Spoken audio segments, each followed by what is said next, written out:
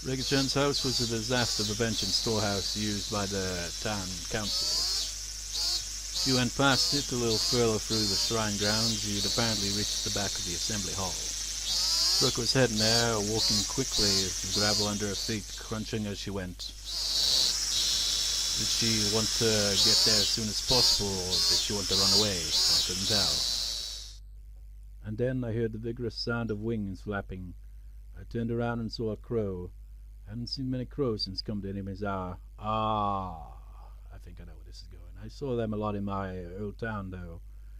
On garbage day, they'd flock to trash collection points, peck through the bags with their beaks, drag out the contents, and have a feast. So I was remembering that. I saw a few crows flocking around the shrine's donation box. I thought how terrible it was for someone to leave a garbage bag in a place like that. The cicadas quieted. Breathing stopped. Thoughts ceased. Even time came to a halt. I ran over to where the crows were flocking. I ran there in order to drive a horrible idea out of my mind. I definitely hadn't wanted this. There's no way I would ever wish for this, even by mistake. This was not. When they noticed my vicious approach, the crows all flapped upwards, fleeing into the sky. When the crows' big black bodies flew away, they exposed the garbage bag. Ah! What had I seen there? A scream had escaped from my throat before I understood what I was looking at. What was this? Satoko came over as well, realizing something had happened. Oh man, and she looked over my shoulder and she screamed as well. This wasn't. The garbage bag was crimson, dyed in fresh blood. Enough of this stupid roundabout way of saying it. That's right, yes, it was Rika-chan, our friend Satoko's best friend. Who's easygoing, clever as a cat, but so cute you couldn't hate her. Our friend Rika-chan, she was. Rika-chan was stark naked. She was face up, limbs sprawled. Her eyes were like glass, just staring up into the sky. And ah! Rika! Ah!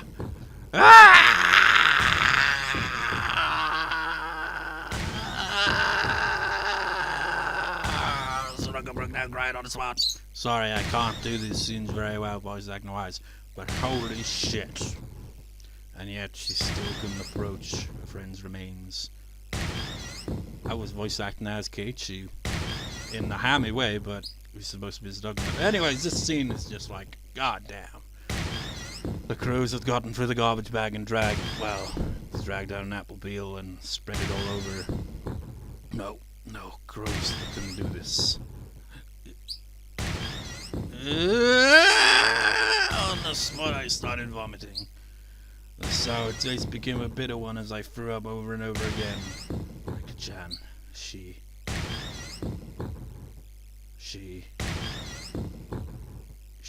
her stomach was cut wide open vertically, completely open. I'm not even gonna voice the, screaming bits because it just sounds too hammy when I do it. And this scene deserves more than that because it's really serious shit. Crows couldn't have done this. And from her open stomach, her bowels were dragged out like children's toys left all over the floor. That unbelievable sight induced oxygen vibration in my brain. The color left my vision, a pounding headache, dizzy, to the vomit. Comic relief, well not really, but you've already done that. It was like the nightmarish remains of a ceremonial killing. Someone somewhere killed Rika-chan, brought her here, laid her here with her limbs rolled out, and then opened her stomach and dragged out intestines. Red and pink viscera were sticking out of her guts. God, can you not go into details like this, please?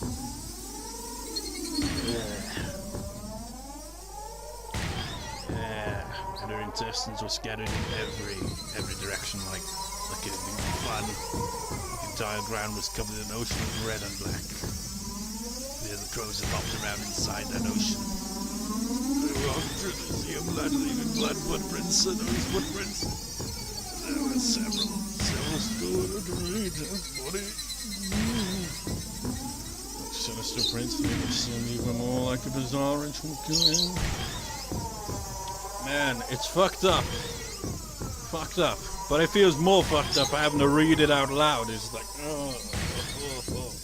I thought freaking Karno Shoujo and Katagra and Karno Shoujo 2 were freaking messed up with their murder scenes. Because, like, some of them you even freaking see it from the perspective.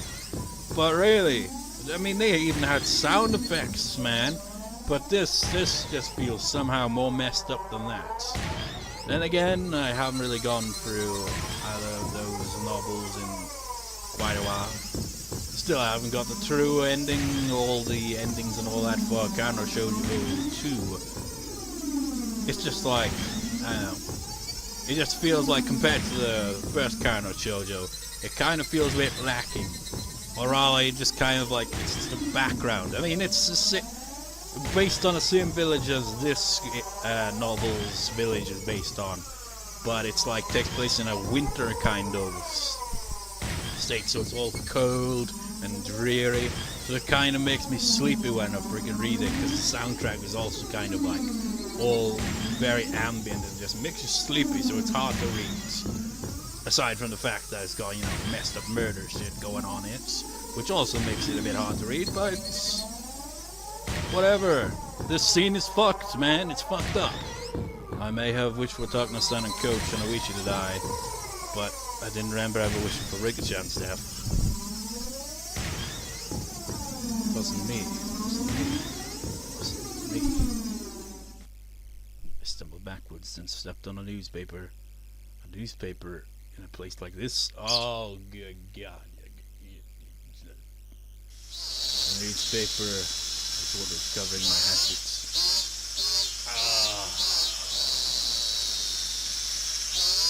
I kept it wrapped up and on my belt in order to carry Satoko, and that newspaper torn off at the worst possible time.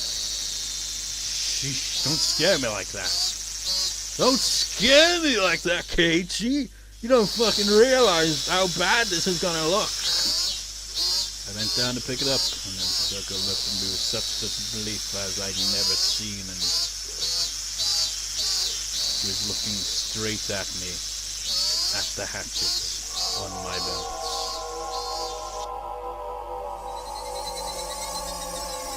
Calm down, Satoko. This isn't what it looks like. Satoko, trembling madly, backed away. It wasn't me. It wasn't me. It wasn't. She didn't care at all that she was exposing herself through the towel. She just trembled and tried to step back from the demon in front of her. Good God, Keiichi. Satoko, please, calm down. Please, relax. Satoko. No! No! Screaming weakly, Satoko began to run unsteadily. Run away, that is. Wait, please wait, Satoko! You're wrong! That's not it! The way she ran away, it was so weak, so slow. I mean, it isn't, Keiichi. You didn't do that. But really, you are well, he's lost his mind, but he's also stupid at the same time. He should have really just got rid of the bloody thing, and this scene would have been fucked up, but Satoko probably would have been like, You did this, didn't you? Well, maybe she would have after what he freaking blabbed to her about just like, he killed her uncle. And then when he wished for the deaths of Coach, Oishi and Takna, they all seem to have mysteriously died. So then she'd probably put that together and be like, you did the same to Rika, you fucking monster! And Jesus Christ. Would you say this is the most messed up one so far of the arcs? In Tatarigoroshi clearly dethroned Onikakushi in the messed up factor. I feel that, I don't know, Onikakushi had a really creepy vibe to it, especially with Rena, you know, with those creepy eyes and shit. And like the paranoia thing. I mean, they all seem to have that to an extent. But they're like different types of horror, really, isn't it? Like, I feel like so far, Onikakushi has been more the creepy, eerie, makes your skin crawl, kind of like, oh, paranoia. Tatarigoroshi was like disturbing, and this one's disturbing. It's like, first one was disturbing, but in terms of disturbing, got nothing over Tatarigoroshi and Tatarigoroshi here. But it had a creepy vibe to it. This one's more of like, just, I don't even know how to describe it. It's just, it's not pleasant. Well, none of them are really. Well, they all start off pretty pleasant, happy-go-lucky, happy-lucky, do, like that freaking ridiculous theme music in this one spin-off series. But it just goes completely off the rails. So if I wanted to go after her, I could have caught up. But if I tried to grab Satoko's shoulder or something right now, she would actually go crazy. So I had to follow her and try and clear this up. Okay, Keiichi. Okay. So let's recap.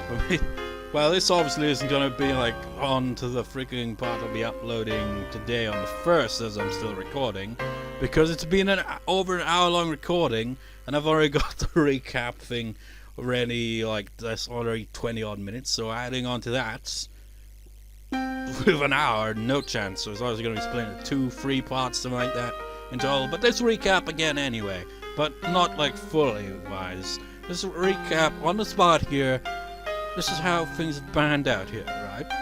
Keiichi, you killed Satoko's uncle.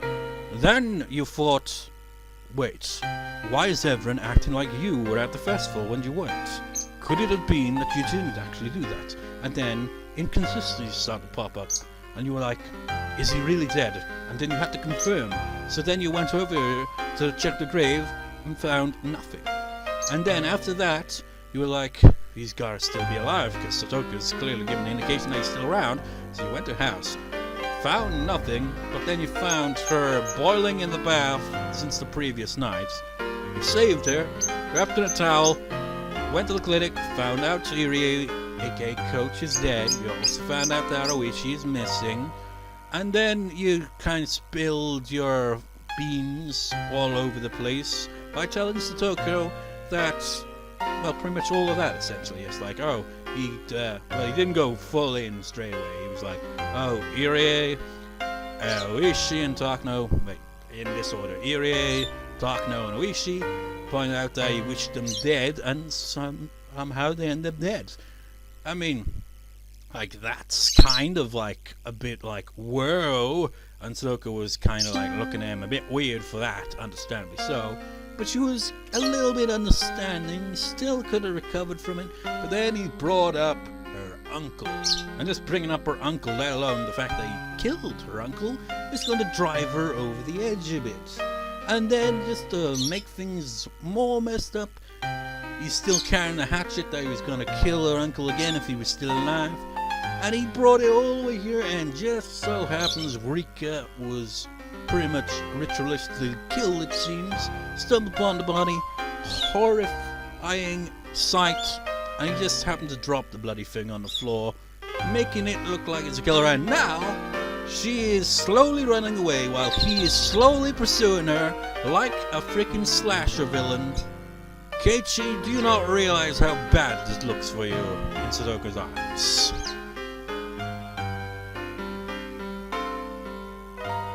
You killed Takano-san and Coach. Oichi-san, didn't you? You killed my uncle, and then you killed Rika. You murderer! No, it wasn't me. I didn't kill her. What are you saying? You just said it yourself, did you not?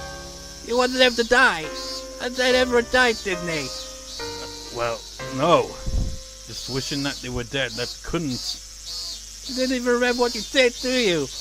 How can I trust a person like you? Didn't your memory of kill them just slip your mind? No, maybe you're only pretending not to remember. Besides, what is that hatchet for? Try explaining that. It's for... See? Kid said you're a killer, aren't you? Why did you do it? You were a little mean, but you were fun and kind, and once I even thought you might be my knee. Why did you turn into this? I might have been able to slowly answer each one of Satoko's questions at a time, but in this situation, explain my instance in such a short period of time was impossible. I mean, I didn't even know if I was really innocent anyway. At the very least, I killed Satoko's uncle. There was no body, but I killed him. Without a doubt. At that point, I was far from innocent. And I wish Darkness-san killed Shinoishi were dead, and that curse of mine was granted. When I wished for Darkness-san to die, I didn't think of it as anything more than a normal thing you'd say to someone you didn't like. I mean, come on, I mean, people do that all the freaking time, it seems, so he's got a point there, but it's not something you should say to someone lightly.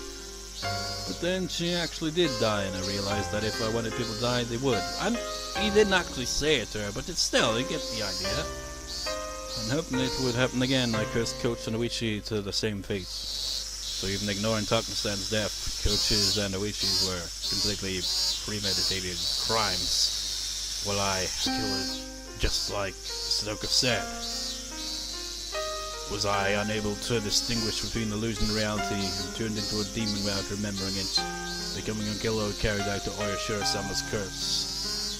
No, that couldn't be. It's impossible. Damn it! The very word impossible is impossible in Imizawa right now. How many frickin' times have I said that word these past 3 days?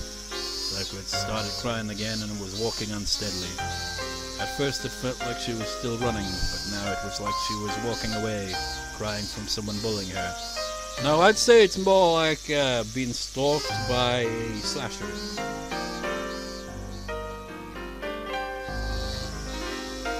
Who's saying that line?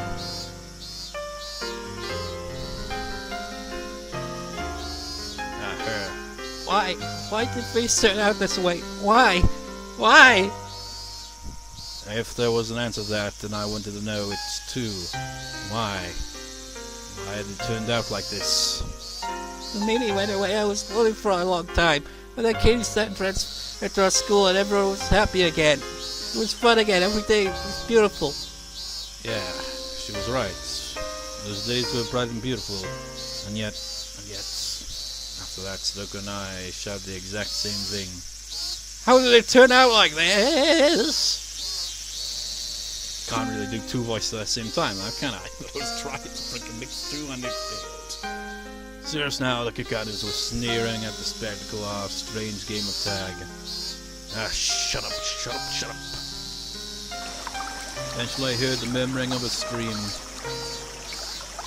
The forest parted and a suspension bridge appeared. Satoko was crossing dangerously, wobbling as though she might fall at any moment. And when I stepped onto the bridge, it swayed a lot, causing Satoko to stagger and fall on the spot. Satoko, are you okay? No, don't come near me! You murderer! Satoko's shout of hatred made very clear. It was sad. If words could cut, then this warmth flowing from my eyes would have been blood for sure. Why did you turn out this way? Keep saying I really like you. I wanted to go up to her and give her a hand, but the distance between us was uncrossable. If I got any closer, Satoko would start shouting again, and say things that would hurt me deeply again, so I couldn't approach any closer than this. Satoko, I don't know if things turned out like this either, but I can say this, I wasn't the one who killed Rika. At least that is true. Please stop being so absurd. How do you expect me to believe anything someone who can't even rely on his own memories has to say? I tightened my hands into fists. This was mortifying. I wasn't crazy. Mizawa was crazy ever since I wanted him to have lost on that one night. this insane world where I was at the festival where I wasn't and the uncle I killed was alive. Where death would come just by wishing for it. It was this world's fault.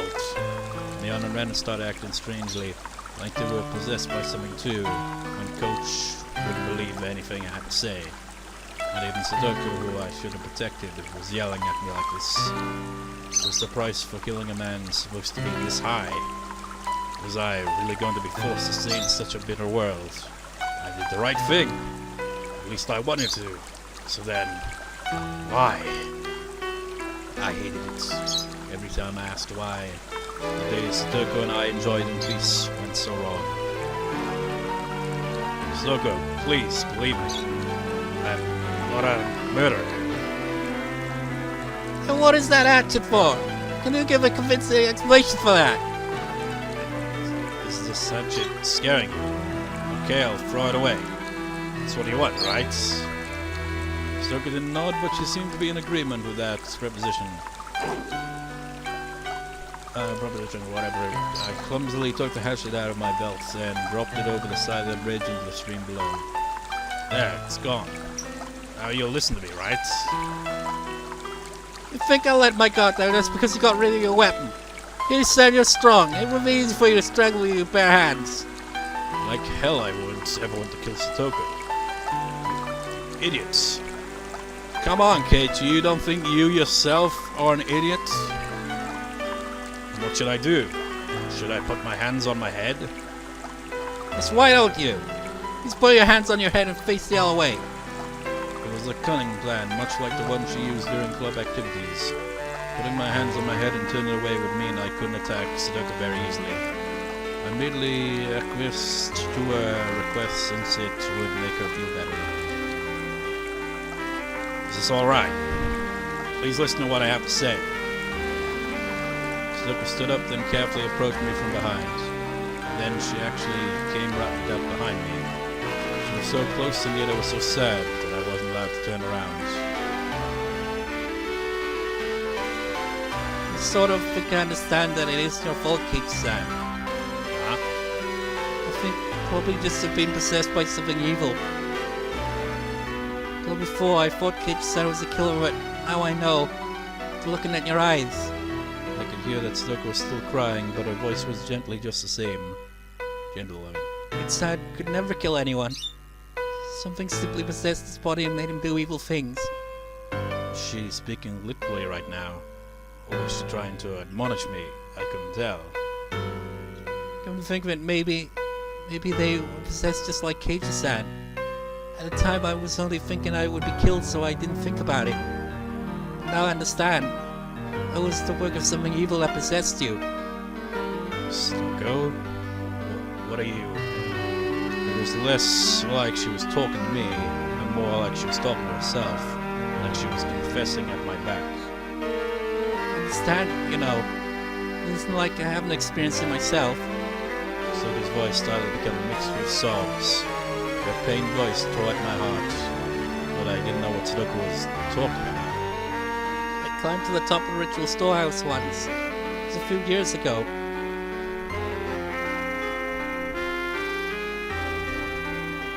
Once when Satoko was playing hide and seek at the shrine ground, she climbed on the roof of the storehouse for ritual implements, which everyone said not to go near and hid.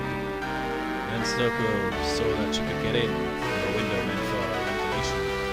Oh, I forgot all about that. I didn't... like... I forgot she'd even somehow snuck into there at some point. So maybe that's what she's thinking all this is because of. For Satoko, the word curse was plenty scary, but she was more curious about what was inside the unknown storehouse. She removed the grating on the window, which was already hanging off, slid her small body into it and climbed down inside. It was too dark to see much, but after descending she realized just how high up she'd been. Despite the darkness, she could see a few things around her thanks to the faint light coming in from the air window. And to her disappointment, it was just a regular old storehouse. She tried to leave, but the door was locked up tight from the outside, and it was made to not open from within. She would have to go back out through the ventilation window she'd come in from. but the window was high on the wall, and there was no way she would be able to climb back up. Satoko desperately tried not to cry, and racked her brain thinking of a way to get up there. There were a lot of birdcage-looking things hanging by chains from the ceiling. She took the hanging chains and strung them along the wall. If she climbed up the bundle of chains, she might be able to manage to climb up to the ventilation window. There was nothing else she could do, so she had to try. And she did. It was dark and creepy, and she didn't want to stay there forever. The more she thought about that, the more she panicked. You know what? Up to an hour, 30 minutes. I'm not gonna be like, see you next time kind of thing. But I'm gonna stop recording and hit record again, because it goes out of sync if it's a long recording. So a moment. Man! It's just like, as I just like stopped recording and just like let it play, like I could hear my commentary at the very start, and throughout the rest I couldn't hear my commentary at all. So I'm like now wondering, it's like when I get around to editing, I'm gonna probably adjust the volume levels a bit. But at the same time, I'm just like, if it didn't record properly, I'm gonna be pissed off. So I've turned the microphone up a bit, unplugged the charger so you don't get it because that's annoying. I mean, if I have to freaking re-record all this again? Fuck that. She climbed the bundle of chains. Satoko could hear the clinks and clangs of everything creaking under her weight. And then, just as her hand reached the window, one of the metal fixtures she'd used to stick the chains on the wall flew off, and the chains all began to pull loudly and fiercely every which way. Spurred on by the sounds behind her, she managed to get back onto the roof from the window. Because of the weight of the flailing bundle of chains, the other fixtures broke, and then one of the big bird cages hanging from the ceiling fell to the floor with a huge noise. Under it was an image of oyashiro-sama. His vessel in the cage took off one of the arms, then trapped some other influence underneath it. It didn't take very long for her to grow scared of what she'd done. The deafening noise could be heard from the rest of the shrine grounds. A few other children heard it and gathered around. And of course, Rika was one of them. Then Rika's father, the shrine's priest, with an angry look ran over her. And then, as for what happened next, it was painful to remember. The only one who knew where Rika's parents kept the key to the ritual storehouse was Rika. So he scolded her, saying that this happened because Rika pulled a prank and hid me in there. He was very angry and menacing. Just looking at him was enough to frighten anyone.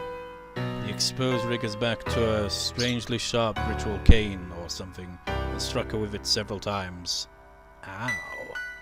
Rika's words at the time, "It wasn't me, it wasn't me. I'm sorry, I'm sorry." That pitiful voice, I still can't get it out of my head. Oh. And that's like how Keiichi's been saying, isn't it? It wasn't me. I should have said it was me. I should have said so, to save my best friend from that false accusation, without being afraid of Rika's father's terrible temper. Rika gritted her teeth and cried at the crime she didn't remember doing. Ever since then, the world had been strange. I know I understand this is oyashiro-sama's curse. His judgment for messing up the ritual storehouse and forsaking my best friend. Oyashiro-sama's curse. Father and mother too, they vanished in that muddy stream. I mean, aren't I too, but then neither you love me more than anyone, and away from home. And then Keiichi-san transferred it in, and I thought I'd finally gotten my fun life back, but this time, Keiichi was possessed. I was possessed, and even Rika got killed.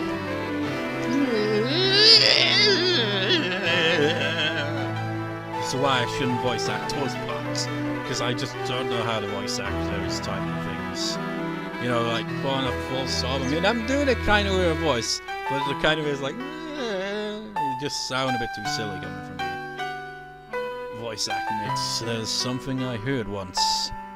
Oyashiro-sama, when he really curses someone, he doesn't kill them right away.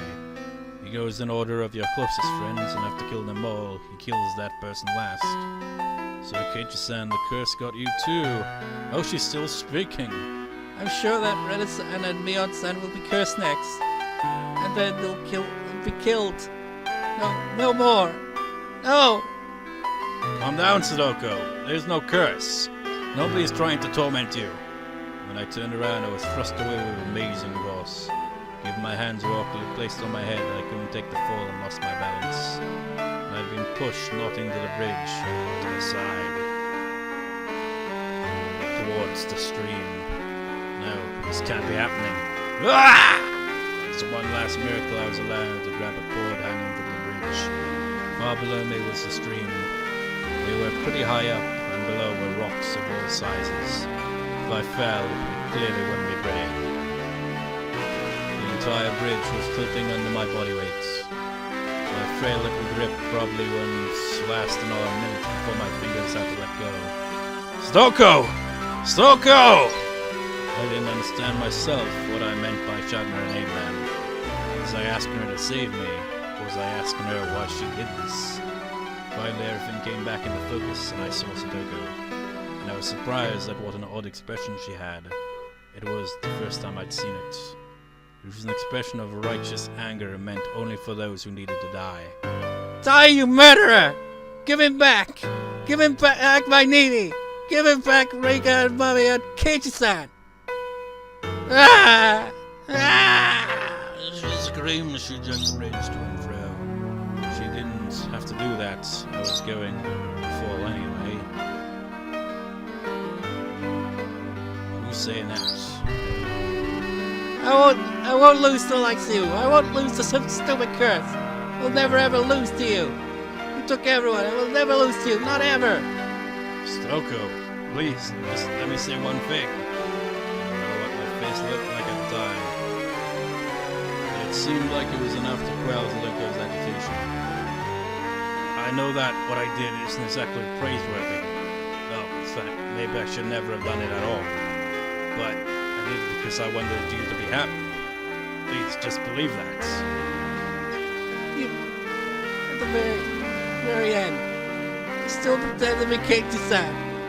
Satoko didn't seem to have any more desire to listen to what I had to say.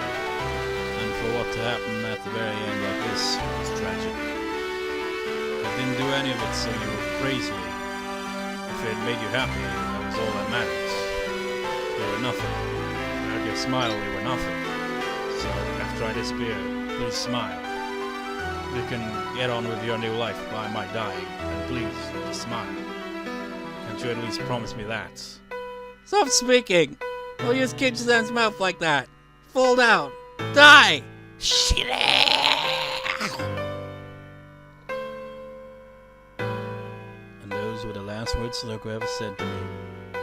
Those sad, tragic, and altogether unrewarding words. And those were the last words he's probably ever gonna hear.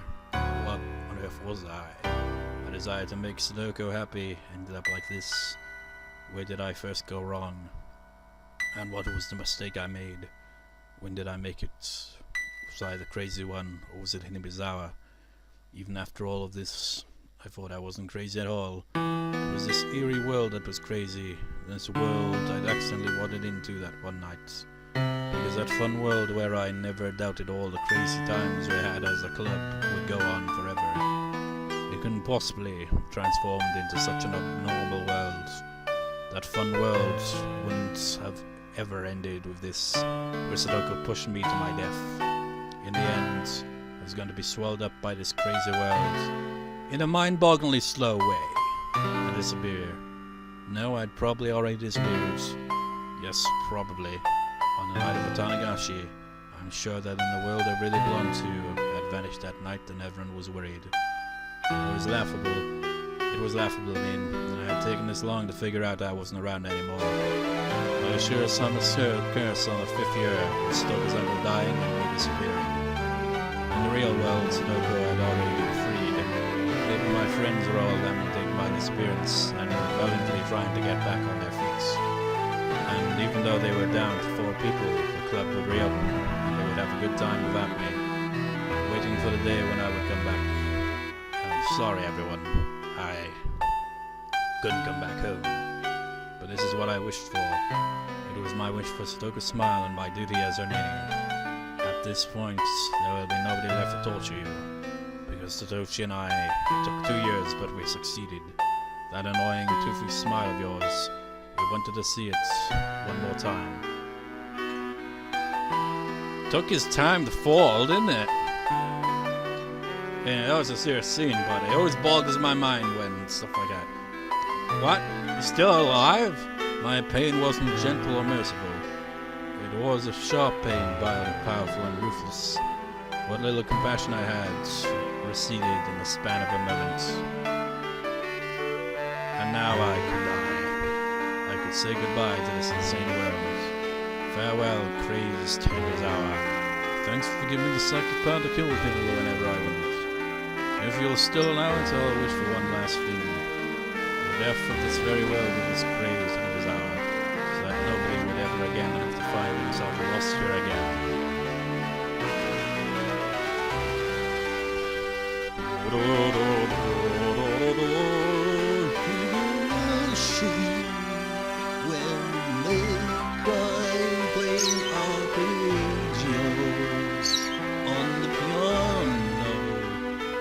Here's the last Achievement unlocked.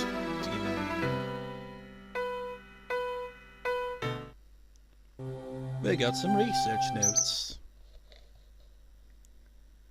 Oyashiro-sama. Nobody really knows what characters used to write oyashiro-sama. So we probably just write it out in hiragana because we don't know what characters used, as I just stated. Now, this is hard, partly because depending on the time period, he has been called with various titles, with subtle changes to his name, and nobody knows the real one. The only thing all time periods agree on is that the 4 syllables O, Ya, Shi, and Ro are always used. Yes, you've got the syllables, but what kanji character to use for it? I find that weird, you know. It kind of starts to make sense to me nowadays. Like it didn't at first, but I feel like they give meaning to it. If you just write it out as hiragana, it'd probably get confusing really quickly because there are words that would use the exact same syllables. So to separate it, I imagine they give distinct kanji character. But the thing is, that's also confusing, is that a kanji character doesn't necessarily always have the same syllables. Could have a different, it could have a similar meaning but different context. Like, the kanji character for a person is if I recall, it's like whip, whoop, something like that. And anything referring to a person in general, in various ways, will have that character, in there, but it doesn't necessarily, I think Tori means, person, no, I'm not thinking the wrong one, actually. What is person? I know human is ningen or something like that. It's been a while. Hitori, I think. Yeah, that's the one. I think that's person in Japanese. But it could have different contexts, so it's not exactly like it's going to be pronounced Hitori just because that means person. He'll use the same character, but he'll have a different pronunciation because he's using different syllables. It's really confusing. There's a fairy state in the shrine of Yashiro dedicated to Oyashiro-sama. Itself became an object of worship. If I recall, Shiro actually means white. But, again, they're saying, but nobody knows what character to use. So it could be something to do with the color white, or it could be even, I don't know, lights, something like that, I don't know. But then you got the Oyashi. Wait, no, Oya, I guess, there, really. If Shiro means white, which may... wait, actually, they're going over here, aren't they? After worship, and that people began calling it Oyashiro-sama, or Lord Honorable Shrine, but this doesn't make a bit of sense. I don't know whether this is related, but people say the Furude family, the most respected bloodline into worshipping Oyashiro-sama, actually inherited his blood. And in the legend, the Furude family passes down, if for 8 generations in a row, the firstborn child is a girl. The 8th daughter will be the reincarnation of Oyashiro-sama. If we go by this legend, the characters used for Oyashiro-sama's name should be O for honorable, Ya for 8, and Shiro for generation. So, honorable 8th generation? How does that make any more sense than that? So, O for honorable, Ya for 8, and Shiro for generation. Check my dictionary on that shit. Just look for those and see if that makes any sense. Or this banging on the syllables from other words, essentially.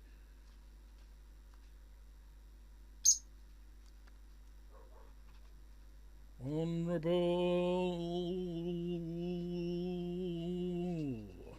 Where are you?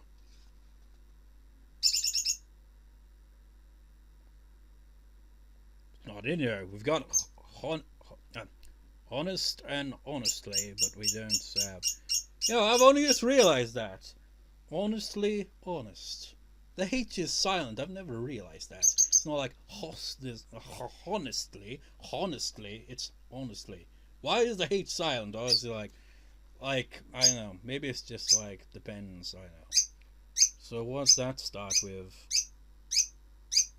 Well, it seems to start off with the character for she, but it also got the your bit attached to its show, I guess. So that doesn't really work for honorable.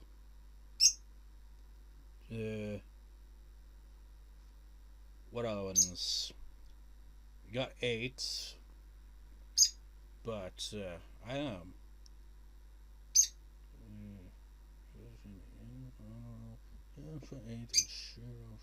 Let's look for generation. Generation. Oh, right there. Setai. That doesn't really add up either. I don't get how this makes any sense. These characters' assignments are simply something I thought up. There's no way to verify it. If this is true, then Oyashiro-sama would have been named as such under the assumption he would come back again. The second coming of an object of worship can be seen in several religions, so this isn't unusual.